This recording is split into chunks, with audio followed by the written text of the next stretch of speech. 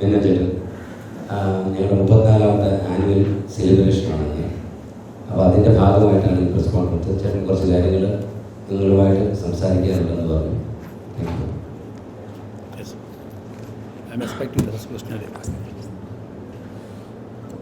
ഞാൻ ആദ്യം വെള്ളം എടുത്ത് ചെന്നു. Okay, who is to give me the first question?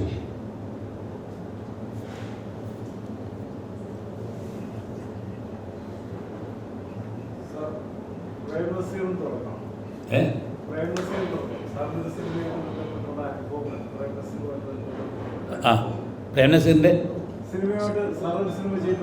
ഒന്നല്ല, ഞാൻ 2 സിനിമയാണ്.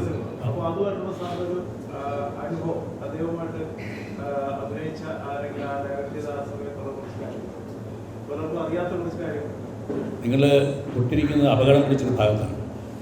കാരണം ഞാനത് തുടങ്ങിയാൽ ഇപ്പോഴും നിർത്തുകയില്ല. ഞാൻ നസീർ സാറിനെ ആദ്യം കാണുമ്പോൾ 8ാം ക്ലാസ്സിൽ പഠിക്കുക, ഇടവ മുസ്ലിം സ്കൂളിൽ പഠിച്ചുകൊണ്ടിരിക്കുമ്പോൾ ഒരു വാർത്ത അവിടെ വരുന്നു. നസീർ വർക്കലയിൽ ഷൂട്ടിങ്ങിന് വന്നിട്ടുണ്ട്. കേട്ടത് എനിക്ക് കാണണമെന്ന് ആഗ്രഹമായി. ഒരു സൈക്കിൾ വാടകയ്ക്ക് എടുത്ത് ഞാൻ നേരെ പോയി. അവിടെ ചെല്ലുമ്പോൾ വിവാഹം സ്വർഗത്തിൽ എന്നാണ് ചിത്രത്തിൻ്റെ പേര്. നസീർ സാറും ഷീലാമ്മയാണ് അതിലെ ആർട്ടിസ്റ്റുകൾ. ഞാൻ ഈ ക്രൗഡിൽ വന്ന് നോക്കുമ്പോൾ എൻ്റെ ജീവിതത്തിൽ ആദ്യമായിട്ട് പ്രേംനസീറിനെ ഞാൻ ലൈഫായിട്ട് കാണുക. ഞാൻ അന്തം വിട്ട് നോക്കി എന്നപ്പോൾ സാറിനെ ഇങ്ങനെ കൈകൊണ്ട് കാണിച്ചു. ആ ക്രൗഡിൽ എന്നെ വിളിച്ച് ഞാൻ എവിടെ കാത്തു നിൽക്കുന്ന പോലെ ഇവരെല്ലാം ഇട്ടേച്ച് ഓടി എടുത്തേക്ക് ചെന്ന് ഞാനിങ്ങനെ ആവേശത്തിൽ നസീർ സാർ നോക്കിയിട്ട് സാർ എന്താണെന്ന് ചോദിച്ചു. ഞാൻ പറഞ്ഞു ഈ പടത്തിൻ്റെ സംവിധായകൻ ആരാന്ന് ചോദിച്ചു. അത് നസീർ സാർ പ്രതീക്ഷിച്ചില്ല. ഇവിടെ ചിരിച്ചു. ചിരിച്ചിട്ട് അസേ എന്ന് പറഞ്ഞ് അകത്തേക്ക് നോക്കിയപ്പോൾ അകത്തുനിന്ന് നല്ല പൊക്കോ തടിയൊക്കെ ഉള്ള ഒരു മനുഷ്യൻ തൊപ്പിയൊക്കെ വെച്ചിറങ്ങി വരുന്നു. അദ്ദേഹം ആ പടത്തിൻ്റെ ഡയറക്ടറാണ്, JD തോട്ടൻ. ഇതാ നിങ്ങൾക്കൊരു വലിയ ഫാൻ വന്നിരിക്കുന്നത്, ഇത് നമ്മളെ ഒന്നും കാണണ്ട, നിങ്ങളെ അന്വേഷിച്ചു. അദ്ദേഹത്തിൻ്റെ തലയിൽ നിന്ന് തൊപ്പിയിട്ട് എൻ്റെ തലയിൽ വെച്ച് അവിടെ നിന്നാണ് എൻ്റെ സിനിമാ ജീവിതം ആരംഭിക്കുന്നത്. അതിനുശേഷം താങ്കൾ പറഞ്ഞ പോലെ നസീർ സാറിൻ്റെ 2 പടങ്ങൾ ചെയ്യാൻ പിന്നീട് ഞാൻ പത്രക്കാരനാണ് അദ്ദേഹത്തെ കണ്ട് ഇൻ്റർവ്യൂ ചെയ്ത് ശേഷം ആദ്യം അദ്ദേഹത്തിൻ്റെ മകനെ പടത്തിലിട്ട് ആദ്യം മകനെയാണ് ഞാൻ ഹീറോ ആക്കിയത്. അത് കഴിഞ്ഞിട്ട് കാര്യം നിസ്സാരം വന്നു. അത് കഴിഞ്ഞിട്ട് പ്രശ്നം ഗുരുതരം വന്നു. എന്നോട് if you want me to make A brief comment about Prem Nazir എന്ന് വെച്ചാൽ പക്ക ജെന്റിൽമാൻ എന്ന് പറയാൻ സാധിക്കും. വേറെ ഒന്നും പറയുന്നില്ല. അതാണ് ഈ പറയുന്നത്.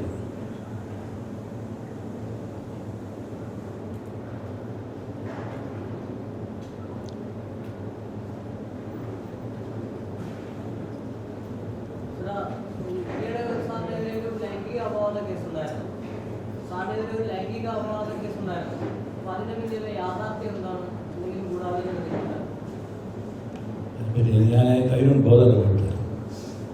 നമ്മുടെ സമൂഹത്തിൽ നമ്മൾ പണ്ട് സ്കൂളിൽ പഠിക്കുമ്പോൾ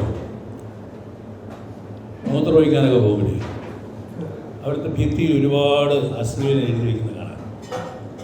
നമ്മളതിനെ വായിച്ചും കളയുന്നില്ല. അതിനെപ്പറ്റി റീതിങ്കിങ്ങോ ആലോചനയൊന്നും കൊടുക്കാൻ പാടില്ല. Part of the game. താങ്കളുടെ സംശയം ഞാൻ ആ ലൈംഗിക രോഗിയാണെന്ന് സംശയമുണ്ടോ? എന്നെ കണ്ടിട്ട് തോന്നുന്നു ഞാൻ ലൈംഗിക രോഗിയാണെന്ന്. ഒന്ന്, എൻ്റെ സിനിമകൾ കണ്ടിട്ടുണ്ടോ? താങ്കൾ എൻ്റെ സിനിമകൾ കണ്ടിട്ടുണ്ടോ? ആ സിനിമകളിൽ ലൈംഗിക രോഗമുണ്ടോ? ഇതല്ലോ. അത് തന്നെയാണ് ഞാൻ എൻ്റെ വായിക്കൊണ്ടിട്ട് പറഞ്ഞത് പറയട്ടെ. എന്നോട് ആരും ബാധ്യതയില്ല. അത് അങ്ങനെ അല്ല എന്ന് പറയേണ്ട ആവശ്യമില്ല. ഉണ്ടോ?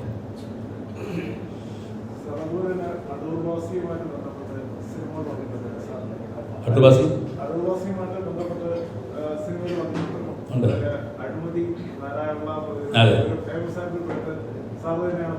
അതെ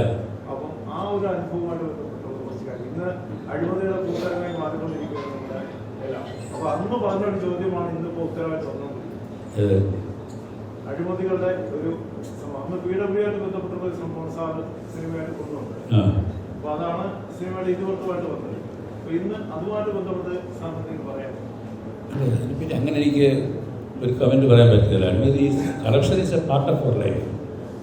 അത് കറപ്ഷനെ ഒഴിവാക്കണമെന്ന് പറയാനല്ല, അല്ലാതെ by saying that again you are adding to corruption. ഇങ്ങനൊരു കറപ്ഷൻ ഉണ്ടെന്ന് പറയുമ്പോൾ അങ്ങനെ ഒരു കറപ്ഷനെ പറ്റി നമുക്ക് വ്യാഖ്യാനം കൊടുക്കുകയാണ്. കറപ്ഷനൊക്കെ ഒരു സോഷ്യൽ ഈവിലാണ്, നമുക്കൊന്നും ചെയ്യാൻ കഴിയില്ല. കറപ്ഷൻ പാടില്ല എന്ന് നമുക്ക് പറയാൻ സാധിക്കും, അല്ലാതെ അതിനെ എറാഡിക്കേറ്റ് ചെയ്യാനുള്ള മാർഗങ്ങളൊന്നും നമ്മുടെ കയ്യിലില്ല. Because we are doing it.